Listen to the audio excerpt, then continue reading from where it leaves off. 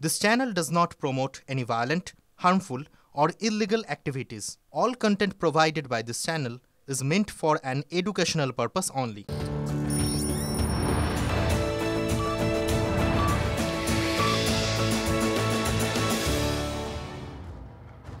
দেখছি টিভি9 বাংলা, আমি আত্রি আপনাদের সঙ্গে দিনের সেরা 5টি খবর নিয়ে শুরু করছি 5 কথা।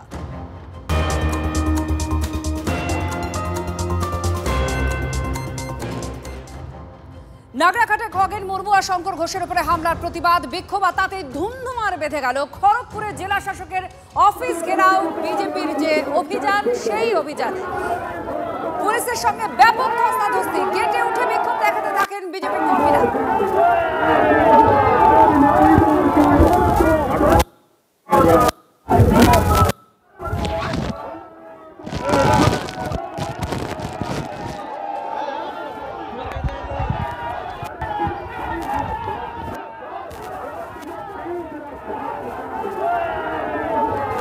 এই মুহূর্তে সেই ছবি দেখতে পাচ্ছেন, বিজেপির জেলা শাসকের দফতর অভিযান কর্মসূচি নিয়েছে বিজেপি এবং একাধিক জেলায় এই কর্মসূচি হয়েছে। এই মুহূর্তে খড়গপুরের ছবি আপনারা দেখতে পাচ্ছেন, যেখানে ডিএম অফিস, সেই অফিসে ঘেরাও অভিযানে পুলিশের সঙ্গে ব্যাপক ধস্তাধস্তি হয় বিজেপি কর্মীদের। তারা গেট উঠে টপকানোর চেষ্টা করে। এই মুহূর্তে সেই পরিস্থিতি দেখতে পাচ্ছেন, পুলিশের সঙ্গে ধস্তাধস্তি বেঁধে যায় বিজেপি কর্মীদের। দেবব্রত আমাদের প্রতিনিধি আমাদের সঙ্গে রয়েছেন। দেবব্রত, কি হয়েছিল সেই সময়? পরিস্থিতি খানিকটা আমরা দেখতে পাচ্ছি, কি হয়েছিল, এখন কি পরিস্থিতি?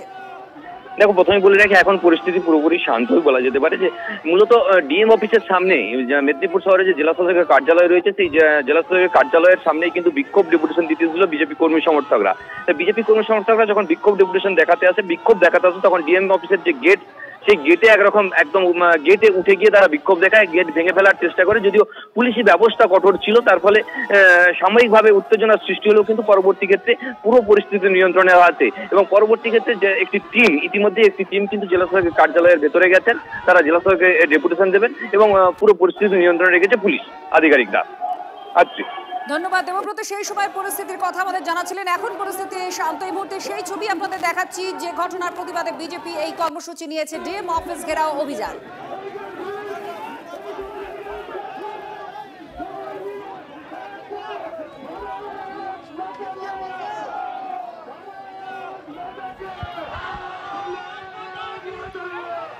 করে কিছু বলার নেই।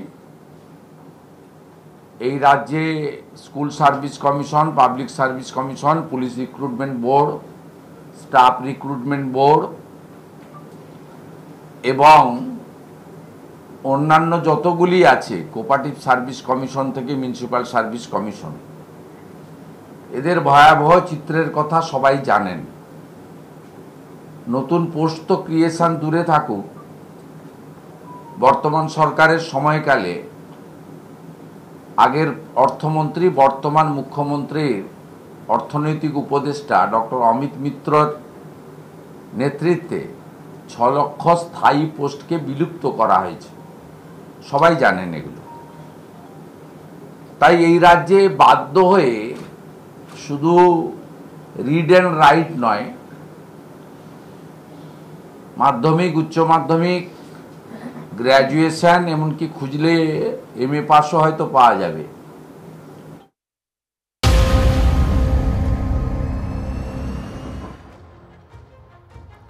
রাজ্যপালের ইঙ্গিত কিসের ভিত্তিতে করছেন রাজ্যপাল? তিনি দাবি করছেন বাংলার মানুষ রাষ্ট্রপতির শাসন চাইছেন, তবে তার সিদ্ধান্ত, অর্থাৎ রাজ্যপালের যে সিদ্ধান্ত, সাংবিধানিক প্রধান হিসেবে একজন রাজ্যের প্রধান হচ্ছেন রাজ্যপাল, সাংবিধানিক প্রধান, এবং তার এখতিয়ার আছে।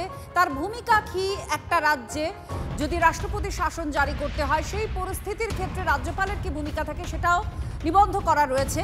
আর তারপরে রাজ্যপাল এক্ষেত্রে বলছেন যে তার যে সিদ্ধান্ত, তিনি জনসমক্ষে সেটা বলবেন না, কিন্তু যথাযথ পদক্ষেপ করা হবে। দুর্গাপুরে গেছিলেন তিনি, তারপরে ইঙ্গিতপূর্ণ এই মন্তব্য রাজ্যপাল CV আনন্দ বোসের। These are demands from the people. They are agitated. There are constitutional options before the competent authorities. As governor, what is my decision? I do not want to make it public. I would like to be circumspect. Whatever is to be done, appropriate action will be taken.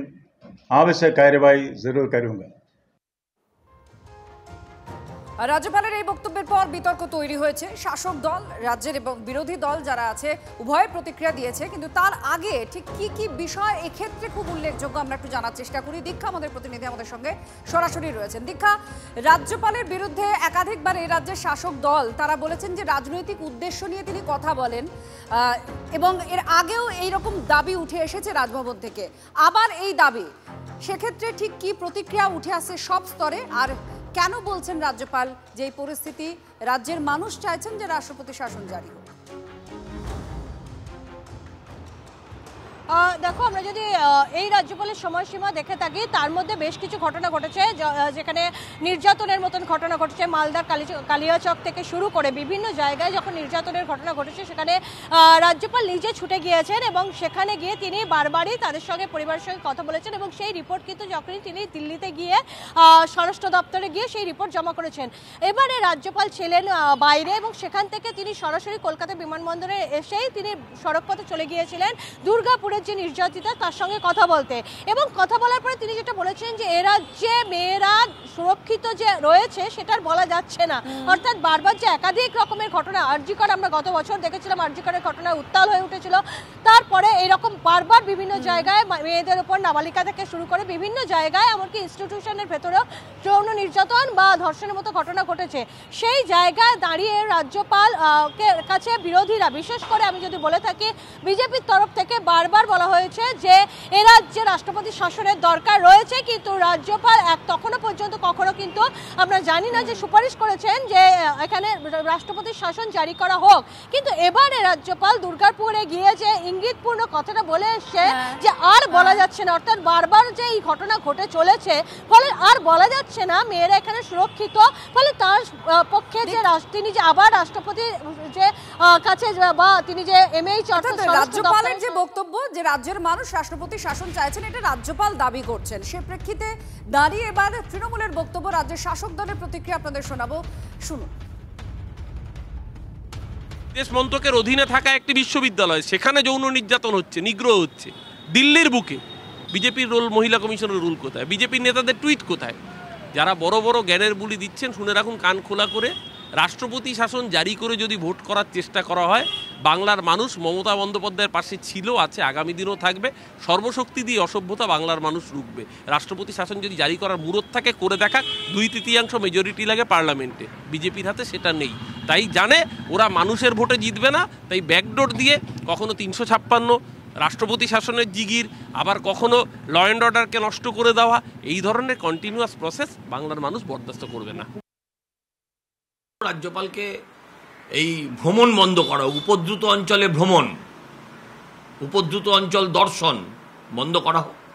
আপনি রাজ্যপাল, গিয়ে শুধু দুটো ভাষণ মেরে দিয়ে চলে আসা আপনার কাজ নয়। মানুষের আস্থা, আপনি সাংবিধানিক প্রতীক, আপনি আমাদের আস্থার প্রতীক। এই জায়গাটা যাতে ক্রমশ নষ্ট হয়ে যাচ্ছে, সেই জায়গাটা যাতে নষ্ট না হয়, আপনারা সেই দিকে ভাবুন। আমি অনুরোধ করব বাংলার একজন নাগরিক হিসেবে, একজন ট্যাক্স পেয়ার হিসেবে, যে আপনার সমস্ত খরচ বহন করে, সেই একজন ট্যাক্স পেয়ার হিসেবে অনুরোধ করব যে আপনারা কিছু ব্যবস্থা নেবেন, মানুষকে মুক্তি দিন। এবার আপনার হাতে যদি কোনো অস্ত্র থাকে সেটাকে প্রয়োগ করুন। ওই ভাষা আর প্রেস কনফারেন্স, ওটা কুণাল ঘোষকে দেখলে মানাবে, আপনাকে আমরা দেখতে চাইছি না ওই জায়গায়।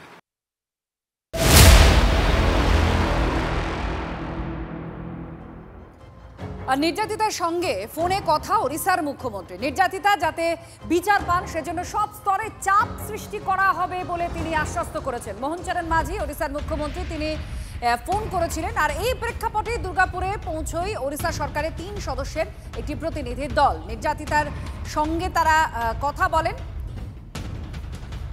জয়ন্ত আমাদের সঙ্গে রয়েছেন, আমাদের প্রতিনিধি। জয়ন্ত, এই প্রতিনিধি দল ঠিক নির্যাতিতার পরিবারের সঙ্গে বা নির্যাতিতার সঙ্গে কি কথা বলেছেন, একটু জানতে চাইবো প্রথমে। দেখো, আমরা কথা বললাম এই প্রতিনিধি দলে যে বালেশ্বর জেলা প্রশাসনের আধিকারিক রয়েছে তার সঙ্গে কথা বললাম। যেটা জানতে পারলাম, একদম মেন্টালি সাপোর্ট দেওয়ার জন্য তারা এসছেন। তারা সরকারকে কোনো রিপোর্ট দেবেন এরকম কোনো নয়, তারা একদম সরকারের পক্ষ থেকে এসছেন, বালেশ্বর জেলা প্রশাসনের পক্ষ থেকে এসছেন। তারা হচ্ছে মেন্টালি সাপোর্ট দেওয়ার জন্য এই পরিবারের পাশে এসছেন। আমার পেছনে দেখো একটা ভিড় দেখা যাচ্ছে, এই যে ভিড়টা দেখা যাচ্ছে এটা একটা উড়িষ্যার আরেকটা দল এসছে, যেটা হচ্ছে প্রতিনিধি দল। এই দলের নেতৃত্বে আছেন বালেশ্বরের এমপি প্রতাপ সারেঙ্গী। অর্থাৎ যে চাপের কথা বললে তুমি, সেই চাপ কিন্তু শুরু হয়ে গেছে ইতিমধ্যেই। এটা কি বিজেপির প্রতিনিধি দল? প্রতিনিধি দল আসছে, সরকারি দল আসছে, এটা একদম বিজেপির প্রতিনিধি দল। এই দলের নেতৃত্বে আছে বালেশ্বরের এমপি নিজে এসছেন। উনি এখন কথা বলবেন, নির্যাতিতার বাবা মায়ের সঙ্গে কথা বলবেন, যদি সুযোগ পান তবে নির্যাতিতার কাছেও যাবেন। হাসপাতালের সামনে আমরা উল্টো দিকে ছবিটা আরেকবার দেখাবো তোমাকে, নিলে উল্টো দিকে দেখা এই ছবিটা আগে দেখাবো, আমরা দেখাবো। দেখো হেঁটে আসছেন সামনে, সাদা কাঁচা পাকা দাড়ি, সাদা পাঞ্জাবি পরে, উনি হচ্ছেন প্রতাপ সারেঙ্গী। ইনি এসছেন এই প্রতিনিধি দল নিয়ে বালেশ্বর জেলা থেকে। আমরা কথা বলার চেষ্টা করবো। স্যার লাইভ বলছি যে স্যার একটা मिलने दीजिए, बाद में दूंगा, मैं तो इसलिए आया हूँ।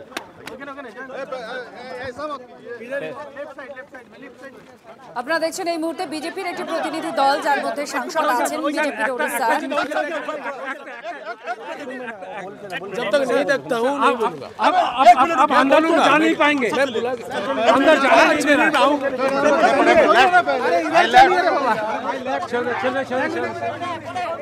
দেখো আমরা সেই ছবি দেখতে পাচ্ছি, আমাদের প্রতিনিধি দেখাচ্ছিলেন ওড়িশার সরকারের তরফ থেকে একটা বিশেষ দল, প্রতিনিধি দল যেমন এসেছেন, তেমনি এটি বিজেপির প্রতিনিধি সদস্যরাও এসেছেন, যার মধ্যে একজন সাংসদও আছেন ওড়িশা রাজ্যের। আর এই মুহূর্তে আপনারা দেখতে পাচ্ছেন সেই ছবি, যে তারা এসেছেন, তারা কথা বলবেন নির্যাতিতার সঙ্গে বা তার পরিবারের সঙ্গে, আমরা সেটাই জানতে পেরেছি। ওড়িশার মুখ্যমন্ত্রী মোহন চরণ মাঝি যেটা পরিষ্কার আশ্বস্ত করেছেন যে সব রকমভাবে সাহায্য করবেন, পাশে আছে এই পরিবারের, এবং সর্বস্তরে চাপ সৃষ্টি করবেন তিনি, এমনটা আশ্বস্ত করেছেন বিচারের জন্য। আমাদের সঙ্গে জয়ন্ত, আমাদের প্রতিনিধি আছেন। जयंत मिलने के बाद मैं फिर जिला प्रशासन से बात करूंगा और आपको भी बताऊंगा। पहले मुझसे मिलकर उनका स्थिति परीक्षा करके आकर के आपको बताता हूं अभी, और उसके बाद फिर मैं गवर्नमेंट से भी बात किया हूँ, उनसे भी मैं कल मिल सकता हूँ, इसलिए पहले उस स्थिति को परीक्षण करके मैं आगे बताऊंगा। मुझे 5 मिनट दीजिए, मैं उनका मिल के आता हूँ तब बताऊंगा। चलिए वहाँ पर चलते हैं। আচ্ছা, কথা বলবেন, তারপর তিনি পরিষ্কার করবেন। তবে এটাও বললেন যে অ্যাডমিনিস্ট্রেটিভ লেভেলের অফিসারদের সঙ্গে, অর্থাৎ প্রশাসনের সঙ্গেও তিনি কথা বলবেন। এই ছবি আপনারা দেখতে পাচ্ছেন, দুর্গাপুরের এই ঘটনা, সেই ঘটনার চাপ সরকারের উপরে, প্রশাসনের উপরে বাড়ানো হচ্ছে, এবং ওড়িশার মুখ্যমন্ত্রী তিনি নিজেই আশ্বস্ত করেছেন সর্বস্তরে চাপ বাড়ানো হবে বিচারের জন্য। আমাদের সঙ্গে জয়ন্ত, আমাদের প্রতিনিধি সরাসরি রয়েছেন। জয়ন্ত, আমরা দেখতেও পাচ্ছি তাদের পথ আটকানো হয়েছে।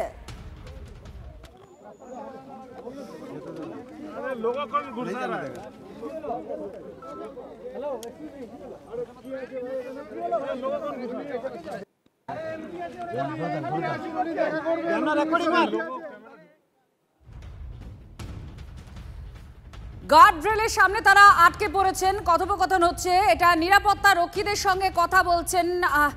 এই মুহূর্তে দেখতে পাচ্ছেন আপনারা।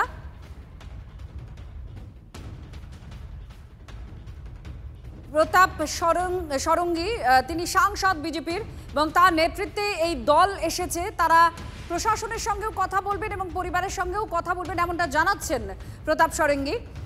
কিন্তু তাদের পথ আটকানো হয়েছে, কথা চলছে এই মুহূর্তে নিরাপত্তারক্ষীদের সঙ্গে। জয়ন্ত, পথ আটকানো হয়েছে। একদম তাই। যে ছবিটা গতকাল আমরা দেখেছিলাম, যে উড়িষ্যা সরকারের যে মহিলা কমিশন, সে উড়িষ্যার তারা যখন এসেছিল তাদেরকেও এখানে কিন্তু নিরাপত্তারক্ষীরা আটকে দিয়েছিল। আজকেও একই ছবি দেখা যাচ্ছে, বালেশ্বরের সাংসদ যখন এসছেন ওনাকেও আটকে দেওয়া হয়েছে, ওনাকেও ভেতরে যাওয়ার অনুমতি দেওয়া হচ্ছে না। হাসপাতাল কর্তৃপক্ষ কি বলছে, কি কেন তারা যেতে দেবেন না, কিছু বলছেন নিশ্চয়ই? নিরাপত্তা রক্ষীরা কথা বলছেন সাংসদ প্রতাপচন্দ্র সোরেনের সঙ্গে, সারেঙ্গের সঙ্গে। এরপরেই বোঝা যাবে যে অনুমতি মিলবে কিনা, কেননা হাসপাতাল কর্তৃপক্ষ বলছে কোনোভাবেই অনুমতি মিলবে না, কেননা কোনো সরকারি প্রতিনিধি দলকে তারা আটকাচ্ছেন না। যদিও গতকাল দেখা গেছিল মহিলা কমিশনের সদস্য যে চেয়ারপারসন তাকে আটকেছিলেন, আজকে কিন্তু সংসদকে এখনও পর্যন্ত সাংসদকে ভেতরে যাওয়ার অনুমতি এখনও দেয়নি। বলছে আমরা কর্তৃপক্ষের সঙ্গে কথা বলবো, সেই কর্তৃপক্ষ যদি অনুমতি দেয় তবেই মিলবে। এখনও পর্যন্ত গেটের বাইরে দাঁড়িয়ে আছে। কালকের ছবি এখনও একই দেখা যাচ্ছে, যে নিরাপত্তার কড়াকড়ি, যে বাড়াবাড়ি, সেটা যদি ঘটনার আগে থেকে দেখা যেত তাহলে হয়তো এরকমটা ঘটনা ঘটতো না। জয়ন্ত, তুমি নজর রাখো এই মুহূর্তে পরিস্থিতি। আপনারা দেখতে পাচ্ছেন সাংসদ এসেছেন বিজেপির, আর তাকে যেতে দেওয়া হচ্ছে না, নিরাপত্তারক্ষীরা আটকেছেন। নাগরাকাটায় বিজেপি সাংসদ খগেন মুর্মু বিজেপি বিধায়ক শঙ্কর ঘোষের উপরে হামলার প্রতিবাদে বিক্ষোভে ধুন্ধুমার হয়ে ওঠে পশ্চিম মেদিনীপুরের জেলা শাসকের অফিস ঘেরাও অভিযানে। বিজেপির এই অভিযান ছিল গেটে উঠে তারা বিক্ষোভ দেখায়। সেই মুহূর্তে ছবি আপনারা দেখতে পাচ্ছেন। ব্যাপক উত্তপ্ত হয়ে ওঠে পরিস্থিতি। জেলা শাসকের অফিস ঘেরাও করে বিজেপি। এর আগেও তারা এই কর্মসূচি নিয়েছে। আজ ডিএম অফিসের যে গেট রয়েছে সেখানে উঠে তারা বিক্ষোভ দেখাতে থাকে। পশ্চিম মেদিনীপুরে খড়গপুরে ডিএম অফিস, সেই অফিসের পশ্চিম মেদিনীপুরের জেলা শাসকের অফিস ঘেরাও অভিযান বিজেপির, আর সেখানেই এই পরিস্থিতি তৈরি হয়। আপনাদের ডান দিকে দেখাচ্ছে সেদিনের ঘটনা, খগেন মুর্মু আর শঙ্কর ঘোষের উপরে যে হামলার ঘটনা, তারই পরিপ্রেক্ষিতে তার প্রতিবাদেই এই বিক্ষোভ কর্মসূচি বিজেপির। আজকের যে বিক্ষোভ কর্মসূচি ডিএম অফিস ঘেরাও অভিযান বিজেপির, সেই ছবি আপনারা দেখছেন। বাঁদিকে গেটে উঠে বিক্ষোভ দেখাতে থাকেন এবং পুলিশের সঙ্গেও ধস্তাধস্তি হয় বিজেপি কর্মী সমর্থকদের।